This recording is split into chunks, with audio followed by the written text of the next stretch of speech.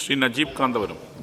Sir, പുതിയ കാലത്ത് വിദ്യാർത്ഥികൾ പലപ്പോഴും പുറത്തേക്ക് പോകുന്നത് പഠനാവശ്യത്തിന് മാത്രമല്ല, സ്റ്റേ ബാക്കാണ് അവരുടെ ഏറ്റവും പ്രധാനപ്പെട്ട ലക്ഷ്യം എന്ന് പറയുന്നത്. നേരത്തെ ചെയർ എപ്പോഴും ആശങ്ക പറയുന്നത് പോലെ വലിയ തോതിലുള്ള ബ്രെയിൻ ഡ്രെയിൻ ഉണ്ടാകുന്ന ഒരു സാഹചര്യമുണ്ട്.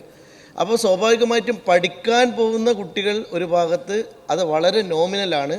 എന്നാൽ അവിടെ സ്റ്റേ ബാക്കിന് വേണ്ടി താമസിക്കാനും അവിടെ തന്നെ ജീവിക്കാനും ആഗ്രഹിച്ച് എന്നേക്കുമായിട്ട് അവർ പോവുകയാണ്. ഈ കേരളത്തെ സംബന്ധിച്ചിടത്തോളം വലിയ തോതിലുള്ള ഒരു വിഭവ നഷ്ടം അതുവഴി ഉണ്ടാവുകയാണ് സർ.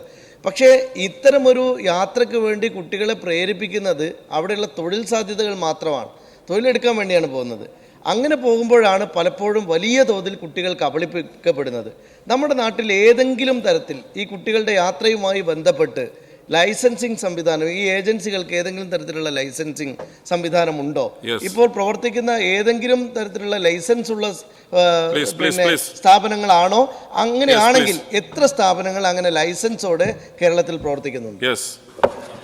നേരത്തെ ഇവിടെ സൂചിപ്പിച്ച ലൈസൻസുകളുടെ രജിസ്ട്രേഷനും നിയന്ത്രണവുമായി ബന്ധപ്പെട്ട ബില്ല് സഭ അംഗീകരിച്ചാൽ തീർച്ചയായും നമുക്ക് അതുമായി ബന്ധപ്പെട്ട സംവിധാനം ഉറപ്പാക്കാൻ കഴിയും.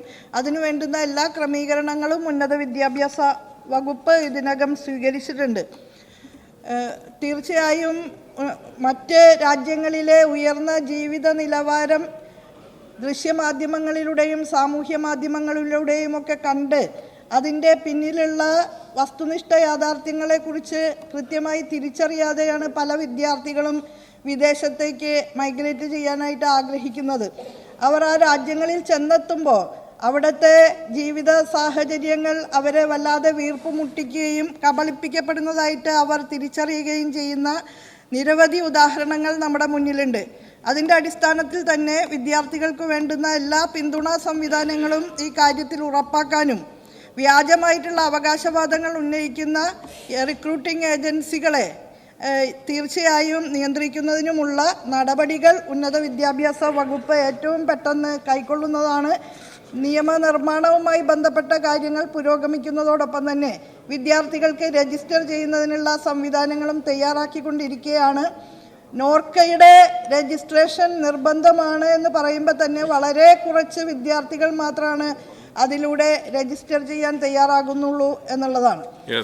പലപ്പോഴും വിദേശ രാജ്യങ്ങളിൽ എത്തിപ്പെടുമ്പോൾ ഈ പറഞ്ഞ വാഗ്ദാനങ്ങളൊക്കെ തെറ്റാണ് എന്ന് മനസ്സിലാക്കാനുള്ള സാഹചര്യം അവർക്കുണ്ടാകുന്നു എന്നുള്ളത് കൊണ്ട് തന്നെ ഇപ്പോൾ ഒരു റിവേഴ്സൽ സംഭവിക്കുന്നുണ്ട്. മാത്രമല്ല, പൊതുവിൽ ആഗോള പ്രതിഭാസമായിട്ട് നടന്നിരുന്ന സ്റ്റുഡൻറ് മൈഗ്രേഷൻ ഇപ്പോൾ ഒരു റിവേഴ്സൽ ഉണ്ടാകുന്നു എന്നുള്ളതാണ് പഠനങ്ങൾ സൂചിപ്പിക്കുന്നതായിട്ടുള്ള കാര്യം.